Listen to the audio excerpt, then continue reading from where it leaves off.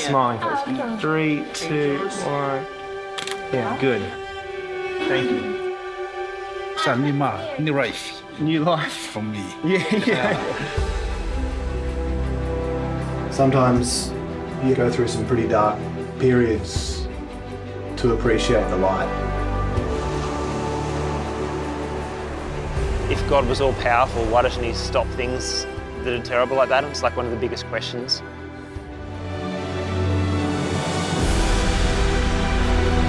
No matter what happens in this earth, no matter how terrible it is, God himself came and suffered. It's something that he endures with us. As a doctor said to me once, Karen, there are things way worse than dying, and living without hope is worse than dying.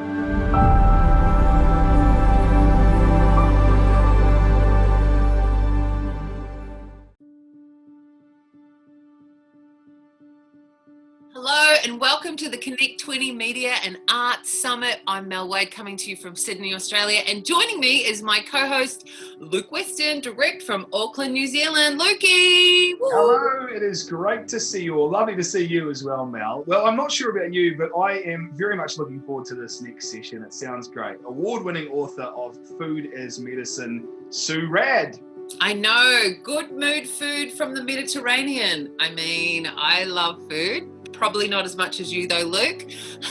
But food that has scientific evidence connected to feeling awesome. Sign me up.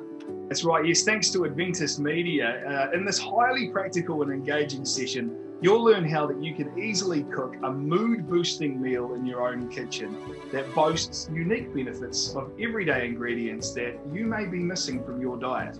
Ah, yes, I feel like I may be missing a few of those. Well, in this session, it's ideal for anyone struggling with anxiety or depression or simply wanting to maintain their best health during these unprecedented times. So, don your apron and let's join Sue for good mood food from the Mediterranean. Hi, have you been looking after your mental health in these unprecedented times? My name is Dr. Sue Radd, and in this session I'm going to be talking to you about good mood food from the Mediterranean. Now, we've known for ages that what we eat can make a big difference to our physical health. For example, your risk of type 2 diabetes or colon cancer. But did you know that your diet can also similarly impact your brain health and impact on your mood? Now, years ago, we didn't realise just how integrated our brain is with the rest of the body, and how what we eat, which goes through our gut, can therefore influence our brain. But in recent times, we've come to realise that what we eat is one of the most fundamental ways to impact brain health and improve our mood, mind, and well-being.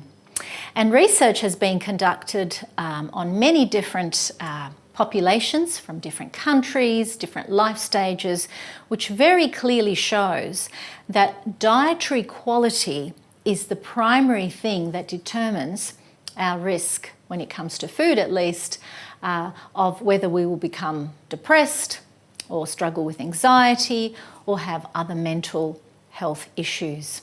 So when I talk about dietary quality, I'm thinking about dietary patterns such as the traditional Mediterranean diet.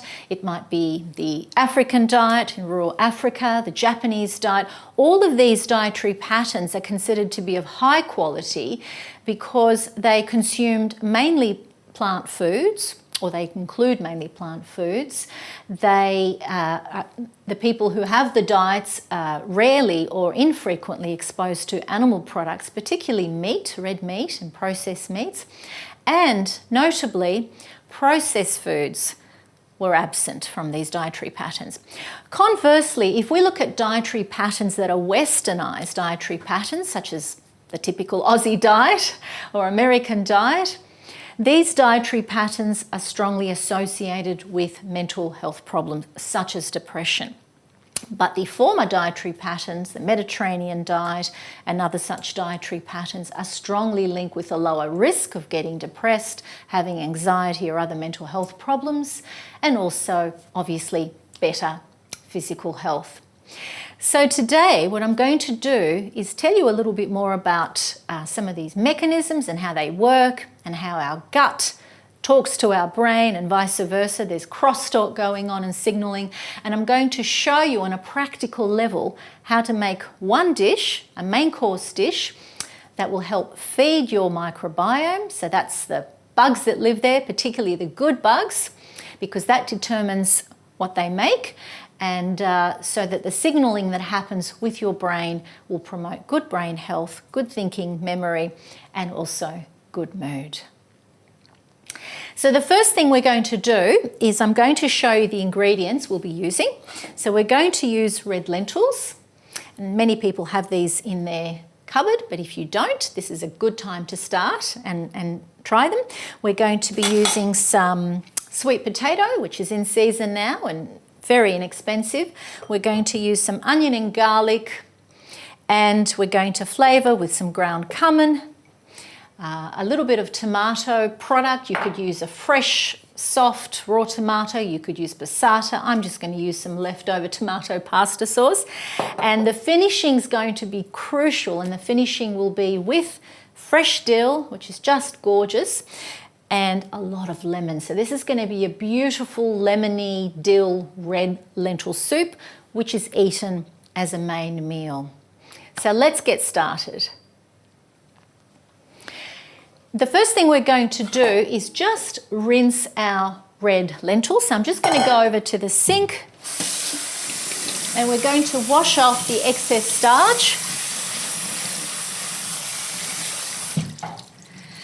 And then we will place the lentils in our saucepan here to come to the boil with some water. Okay, I've already measured the water just in the interests of time, but you add about, to 200 grams of lentils, you add about 1.25 litres of water. And we're just going to turn on the stove here. I'm using an induction stove top to get things moving. And we're going to add a plant-based stock cube. I'm using a chicken style stock cube, but it's actually made 100% from plant foods. So whilst that comes to the boil, we're going to prepare our vegetables. So let's go over to this side, and I'm going to, in order to help my food processor work more efficiently, I'm just going to give this sweet potato a coarse chop because it is so very hard. Now, of course, you could use carrot, you could use any orange vegetable. I'm going to bring across my food processor, pop that inside. I mean, you could chop it yourself or grate it, but I find this is so much quicker and quick and easy to clean. I'm going to add a couple of cloves of garlic and a nice big onion, again giving it a bit of a helping hand. And in the Mediterranean diet, as with many traditional dietary patterns, onions and garlic and tomato tend to be used as a basis for many dishes. And this particular combination seems to be really, really important as it contains a large number of different types of antioxidants that work together in synergy. Now this is going to be loud, so hang on.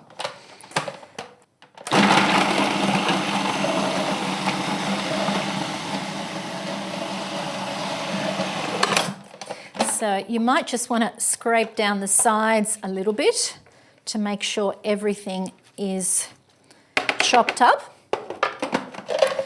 Give that a bit more of a go.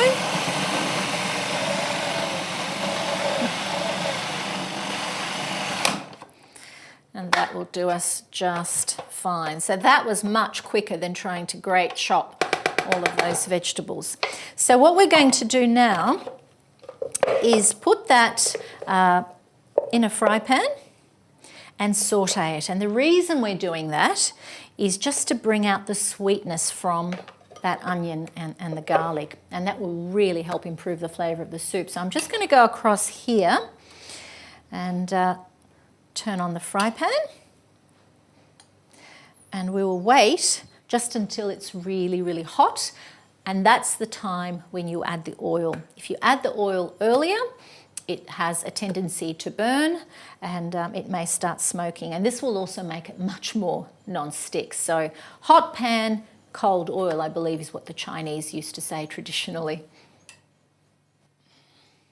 So people often wonder, why is it that these plant-based dietary patterns are so good for the brain and other parts of the body? Let me mention just a couple of mechanisms that we've discovered in research.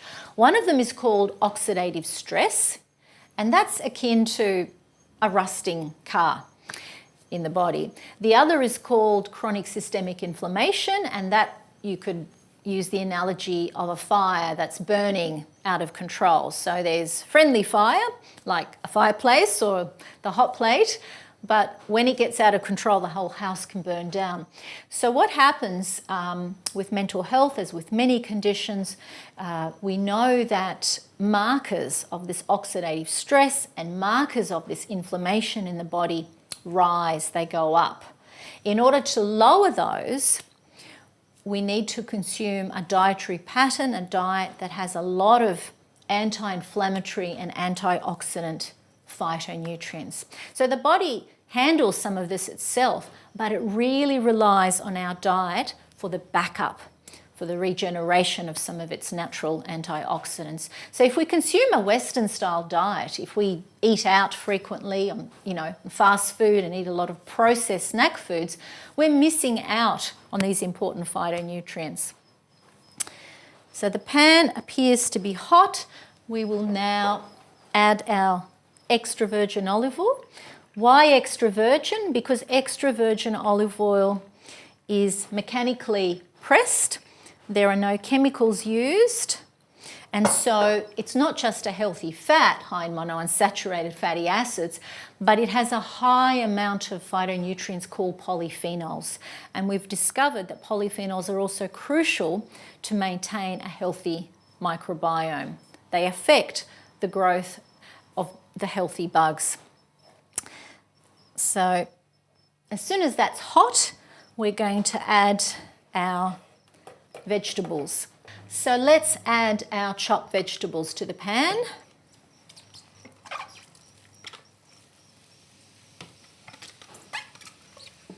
And again, you could just chop them and add them straight to the lentils and just boil them. But I find that this step where you saute them prior to adding them to the soup greatly increases the flavour. So it's worth doing. There we go. Let's give that a stir. And we're just going to saute this for about 10 minutes, just until everything softens. And to it, we're going to add some of the ground cumin. So I'm just going to add that now. No need to wait. Just about a teaspoon. That's half a teaspoon. Here's another half. I'm going to mix that in. And also we are going to add about half a cup of, in this case, it's tomato pasta sauce. So you don't need to measure things. I usually don't, except when I'm developing recipes for a cookbook where I have to standardise them. I tend to cook by, as they say, by feel, by sight, as many people traditionally also used to do. So we're just going to saute that until it becomes nice and soft, and then we'll add it to our boiling lentil soup. So when the lentils start to boil in their pot, you'll notice there's a little bit of this scum that builds up. It's not a problem, nothing toxic. Just go in and remove that white foam. It'll just remove a little bit of liquid, but not too much. And I'm going to turn down the heat now because my heat source on the induction has definitely caught up with being where it should be. We know, for example, that what children eat before the age of 3 greatly determines their brain function and also their mental well-being and how they cope emotionally. Conversely, there are studies showing that with teenagers in Western countries, the more processed food, such as fast food, that they consume, the higher their risk of depression and the more difficult it is to treat. And yet, when you change their dietary pattern, it really can help improve their mental well-being. So therefore, this is really important for everyone, and it's important you take the whole family on the journey with you. So this is sautéing nicely now. And the other thing I just wanted to mention with regards to this type of a dietary pattern, if you eat more plant-based dishes, you're going to save money.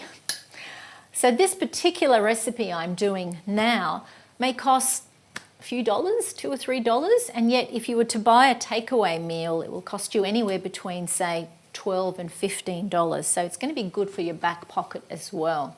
The first clinical trial on a Mediterranean-style diet on depression was conducted actually in Australia, and that was called the SMILES trial.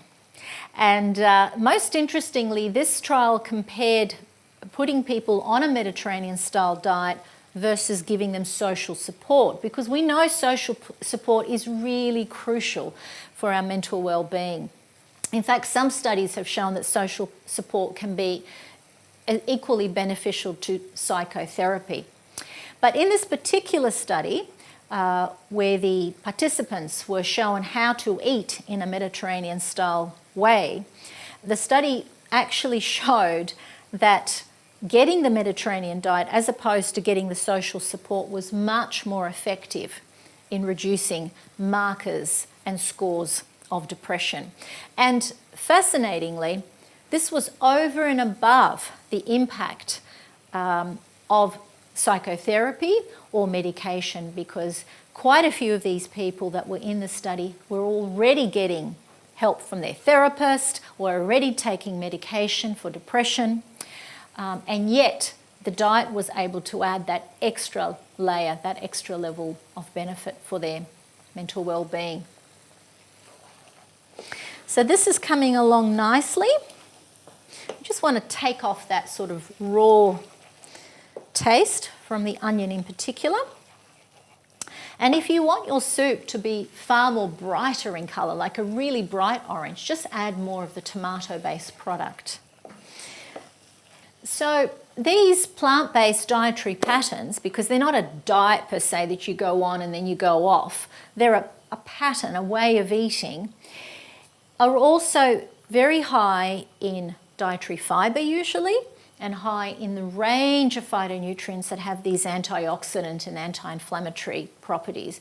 Whereas again, if you think about it, a typical Western diet where you're lacking a lot of this plant food, not eating enough vegetables, or you're snacking on biscuits rather than fruit and say nuts, which you shell yourself, a typical Western diet is devoid of these factors that can help tone down these negative processes that occur in the brain and that look to be very much predisposing towards anxiety and depression.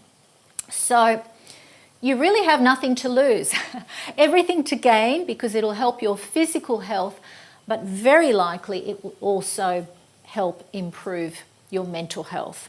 And in fact, the Mediterranean diet has been touted potentially as an antidepressant.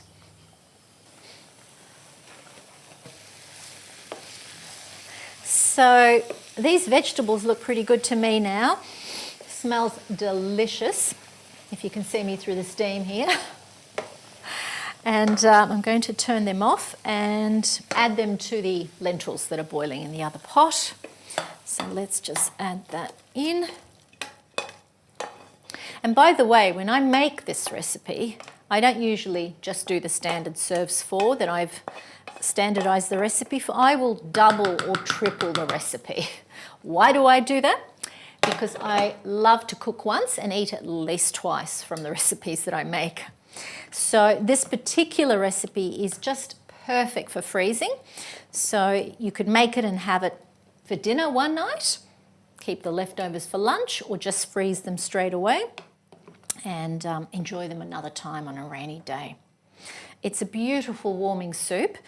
And I usually serve it with some kind of a salad, like a cabbage salad, which I'll show you in a moment, and some really good bread. So now that it's all together, we'll just let that cook for another 10 minutes so that the flavours can all meld together. Okay, and meanwhile, we're going to chop our fresh dill. So I've pre-washed this, and this is going to be stirred in at the end through the soup. When I was very young and had no idea about food, good food and cooking, I wasn't a big fan of dill until I spent some time in Germany and realised that dill is just such an amazing herb, and it just goes so well with many, many foods. Now, the stalks are not too firm, not too hard, not as soft as coriander, but they're still firmer, so I chop them very finely, but I'll add them as well. Herbs and spices are used widely in many of these traditional dietary patterns, whether it be the Mediterranean or Indian cooking. And what we now know from scientific research is that they can significantly boost the antioxidant content of a meal. So they're not just there for good look and good taste, they actually work as food as medicine as well. So that's going to be ready to add to our soup. The other thing we're going to do is add the lemon, so we'll just get ahead and prepare that now. Now, in that recipe, I may have said to add a few tablespoons. It all depends. It all depends on the type of lemon. As you'll know, some lemons are more tart than others. Also, some are more juicier. So roughly it's about a lemon. You don't have to sweat the small stuff. Just add according to your preference and your taste. So this will be ready to go, and we will just stir it in at the end. Now, a lot of people have asked me, how can they get the other recipes that I have developed over the years? Because I run these culinary medicine cookshops from Sydney, and not everyone can come. So if you're keen to get your hands on my 150 recipes that I've been demonstrating and that are tried and tested and approved by many, many people from all walks of life, you can actually get yourself a copy of the Food as Medicine cookbook. And the easiest way to do that is to go to foodasmedicine.cooking. That's a website which will give you various options for ordering the book online or tell you where you can buy it in person. Also, if you're keen to learn lots more, when I run the culinary medicine cookshops, they're 2-hour events. So people come in person and they get fed all kinds of yummy tasting plates throughout the night, and you can imagine the amount of nutritional information and the research information we can squeeze in then would be a lot more than a 20-minute segment. So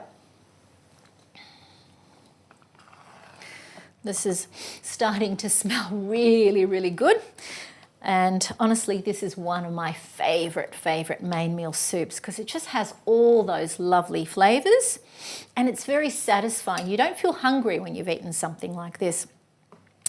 The reason I love lentils and other legumes so much is because they're a plant protein, and plant proteins have been consistently linked with lower risks of many conditions, such as type 2 diabetes, whereas animal proteins have been linked to an increased risk of such conditions and even brain problems such as dementia. So in some ways you could think of lentils as the meat from the soil.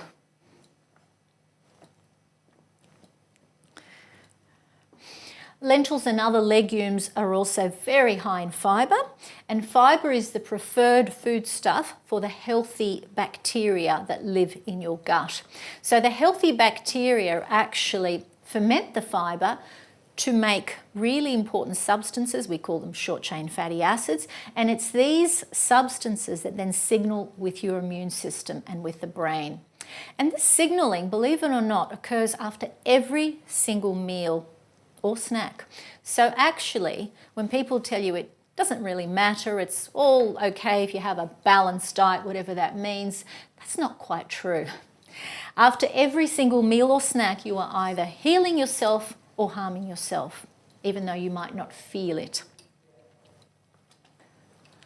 Okay, so this is looking cooked to me. And I'm just going to add a little bit of coarsely ground pepper. And then we're going to stir through our lemon juice, and I'm going to go the whole hog, the full lemon. And at this stage, you can turn off the stove.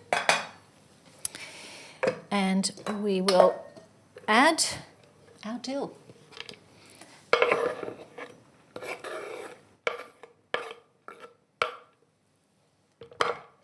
And let's stir that through. So not just the flavour and the beautiful, fulfilling texture, but the colour. Look at these amazing colours now with the contrast of the green and the orange. This is really a gorgeous soup. And so easy to make. Even your teenagers could do it.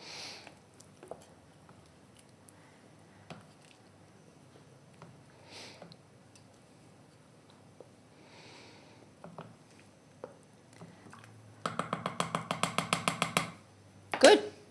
All right, so let's plate up. I'm just going to get my ladle, and here we go. This smells so good. And I always like to finish with another little drizzle of olive oil, because when you add extra virgin olive oil that's not been cooked, that has an even higher level of these polyphenols. Now, something else I just quickly wanted to show you is, as mentioned, when I cook dishes like this, I double or triple the recipe intentionally, because that extra 20% of time produces 200 or 300% more food. So it's a no-brainer.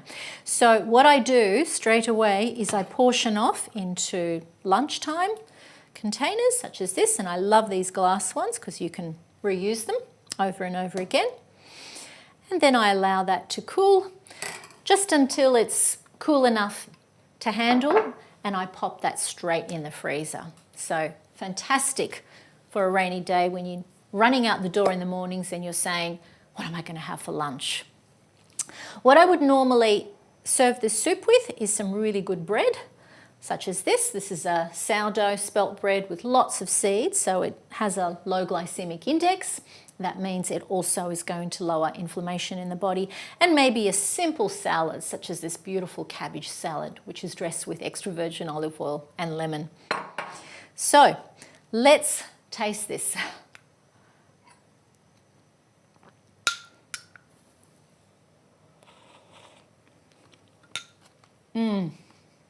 I don't know if it's just because I'm really hungry, but this is the bomb, as they say. It's really good. You're going to love this dish.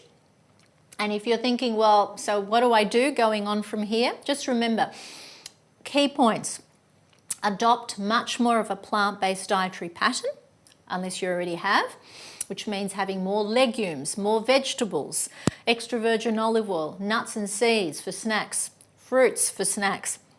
And limit your exposure to processed foods, whether they be takeaway foods or biscuits, hot chips, these kind of things. We've always known they were junk anyway, but now we know that they don't promote mental well-being. In fact, they increase your risk of depression.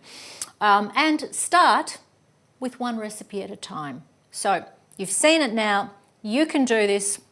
Start with this and then layer it, and you'll learn as you go.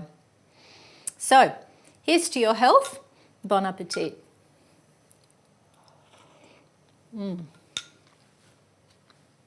It's good.